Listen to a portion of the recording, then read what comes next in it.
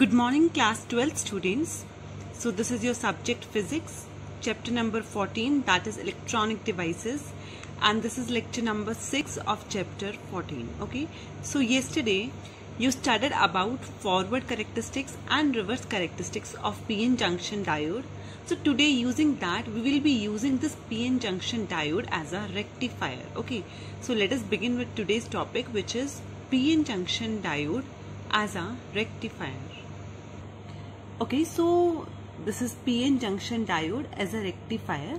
First of all, the question arises, what do we mean by a rectifier? Okay, so basically rectifier means a device that will convert alternating current or alternating voltage into direct current or direct voltage. Okay, so alternating current or voltage will be converted to direct current or voltage using a rectifier, and for this purpose PN junction can be used. Okay, so I hope you know what is alternating current and what do you mean by a direct current.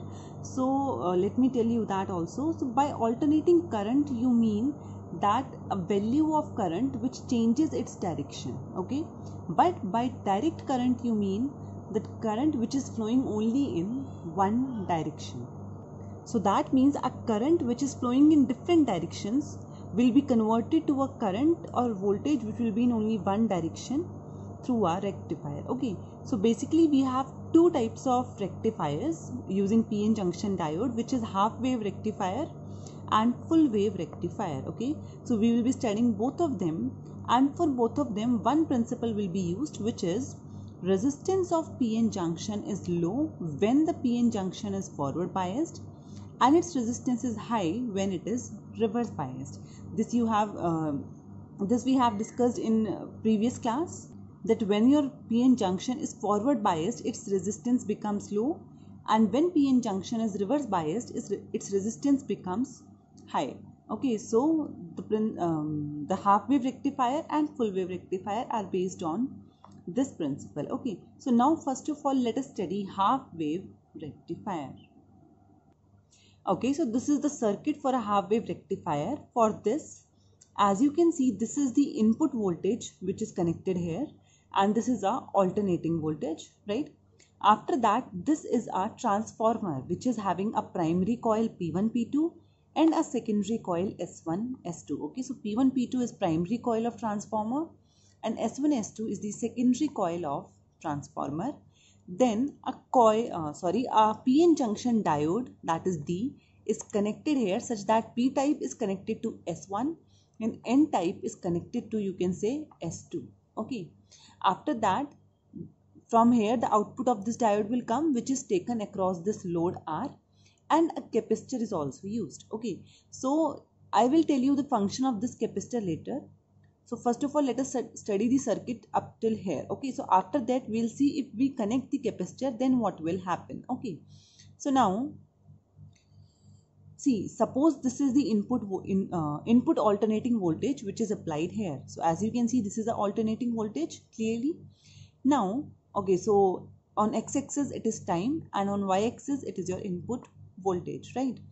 Now what will happen? See, there will be positive half cycle and there will be negative half cycle, right? So we will be discussing both the half cycles. First of all, let us discuss this positive half cycle. Okay, so in positive half cycle, let us suppose that P1 is connected to negative and P2 is connected to positive. So always remember the upper signs are for positive half cycle and lower signs will be for your negative half cycle. Okay, so first of all we are talking about positive half cycle, right? So for that I am supposing P1 is connected to negative and P2 is connected to positive. Okay, now you know the process of induction that you have studied in your first chapter. So obviously due to the induction, if here is a negative sign, here it will appear positive, and if here it is a positive sign, on S2 a negative sign will appear. So these signs have appeared due to induction. So now if S1 is positive and S2 is negative, what you can say is that P of this diode is connected to positive terminal and N type of this diode is connected to negative terminal. So which which biasing it becomes? It becomes forward biasing because p type is connected to positive terminal. And as you know, in forward biasing a large amount of current flows. That means the current will flow through this diode and a output will be received.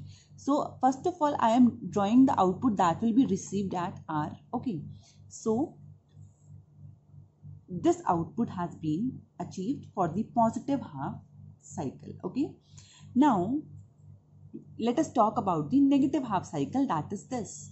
So for negative half cycle, obviously the signs would get reversed for P1 and P2. So for P1 it has become plus, and for P2 now it has become negative. Again, due to induction, if P1 is positive, S1 will become negative, and if P2 is negative, S2 will become positive due to induction. Now what you can say is that P type of this diode is connected to negative terminal and N type is connected to positive terminal. So this becomes reverse biasing, and you know in reverse biasing the resistance of the diode is very high. So if resistance is very high, it will stop the current, so you will not get any output here. So therefore for negative half cycle there will be no output, the straight line will be there. Okay, so I hope it is clear what is happening in positive half cycle and what is happening in negative half cycle. Again, for positive half cycle you will get a output. Okay, so remember I am drawing this output when your capacitor is not used. Okay, so this proves that it is a half wave rectifier, because as you can see it is rectifying only your positive half cycle. So this becomes a half wave rectifier which rectifies only half wave. Okay, so here I have just written those things which I have just explained. For positive half cycle, P1 will be negative, P2 will be positive. Due to induction, S1 will become positive, S2 will become negative. And as you know, your diode P type will become positive and N type will become negative, which means forward biasing, current will flow, you will get the output. And for negative half cycle, P1 will become positive, P2 will become negative. Due to induction, S1 will become negative, S2 will become positive. That means P is connected to negative, N is connected to positive, which is reverse biasing. Due to a small current, there will be no flow of, you can say there will be no output. Okay, so you can write this. Now let us talk about when your capacitor is connected and what is the purpose of this capacitor. Okay, so before telling you the purpose of this capacitor, a very interesting question I'll ask. See, as I was saying, the rectifier is a device which converts alternating voltage into direct voltage, right? But as if you can see, I have drawn the alternating one as alternating one only. So how can you say that output is direct one? Because it is obviously alternating. So that means your output of the rectifier is containing some AC components and some DC components of voltage. So we require to use a filter so that we can filter the DC components only, because we want DC components only through a rectifier. So for that purpose this capacitor is used. So you can say the capacitor is used for filtering the required components from the output of this rectifier. So when we will connect the capacitor and then we will take the output, what we will get is pure DC voltage. Okay, and for that how the output will look like, see what you do, just draw dotted output, this one.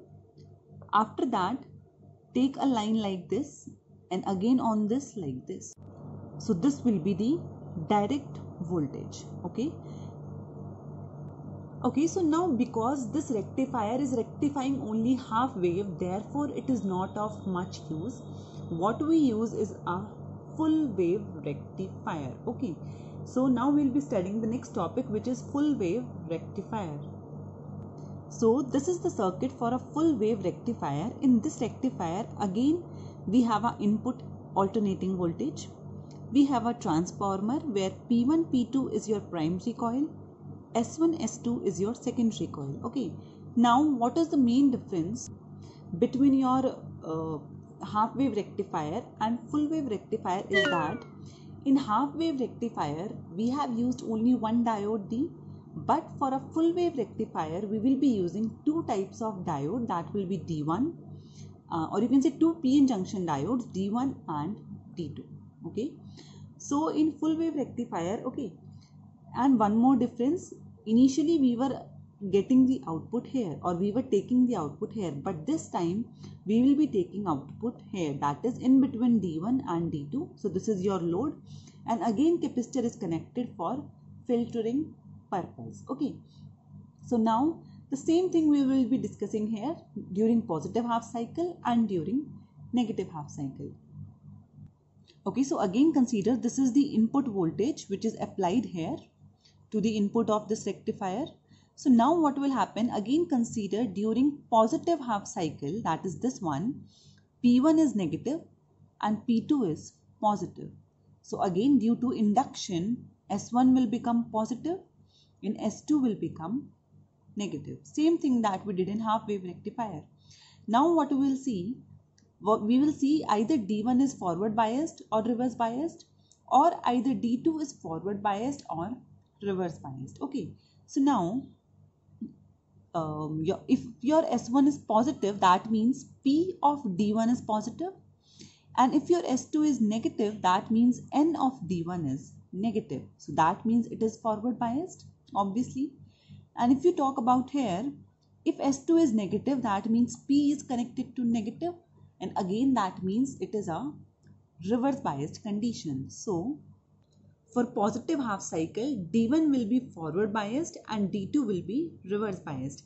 And why it has come? Because P1 is negative, P2 is positive. That you can write yourself, because it is same as exactly you have written for half wave rectifier. Okay students, so now if D1 is forward biased and D2 is reverse biased, that means this D2 will not give any output. So for here we won't get any output. But D1 is forward biased, so it will allow the current to flow through it, and therefore we will be getting our output. So current will always be flowing from P to N. So current will flow like this. Okay, so for here neglect these dark arrows. Okay, only consider these arrows. Okay, we will be considering these dark arrows when we'll discuss about your negative half cycle. Okay, so for the current will flow like this and we will get the output. Okay, so without using filter, that is capacitor, your output will look like this for positive half cycle, right? Now let us discuss about negative half cycle. Now for negative half cycle, P1 will be positive and P2 will be negative, right? Now again due to induction, if P1 is positive, S1 will become negative, and if P2 is negative, S2 will become positive. Again see either from D1 and D2 which one is forward biased. So P of D1 is now connected to negative. That means if P is negative, it is a reverse biased condition. And P of D2, P type of D2 is connected to positive. That means it is a forward biased condition. So for negative half cycle, D1 will be reverse biased and D2 will be forward biased. Okay, so that means we will not get any output for D1 this time, because no current will flow through it. So you won't get any output through this now.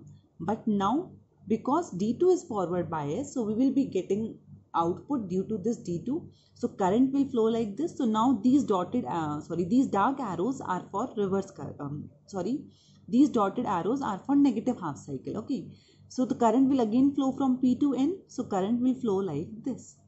Now one thing you can note here, this was the current like in this direction, that is from right to left when D1 was working, that is for positive half cycle, and the same direction current you are getting when D2 is working, that is negative half cycle. That means for both positive half cycle and negative half cycle of input, you will get the output in same direction. Or you can say if it is like this, this one will also be like this only. It won't be in negative axis because we are having same direction current. Again, if you talk about positive half cycle, this will be the output. Again, if you talk about negative half cycle, this will be the output. Okay, so this is the output of a full wave rectifier when capacitor is not used. Okay, So now let us talk about the capacitor. What will happen when you use the filter? So again, the same thing will happen because the output has AC components as well as DC components. So a filter circuit, that is, you can say a capacitor, is used to get DC components only. This I have explained you earlier. So this will be the final output with respect to time after using capacitor. So now how I have drawn, again draw dotted lines for the output that you was getting without using capacitor, and again just like this, again like this, again like this. So this will be the DC components and it will be the output of a full wave rectifier after filtering its output. So this is how a full wave rectifier and a half wave rectifier works. Because through a half wave rectifier only half wave is rectified, so that is not of much use. Mostly full wave rectifier is used. Okay.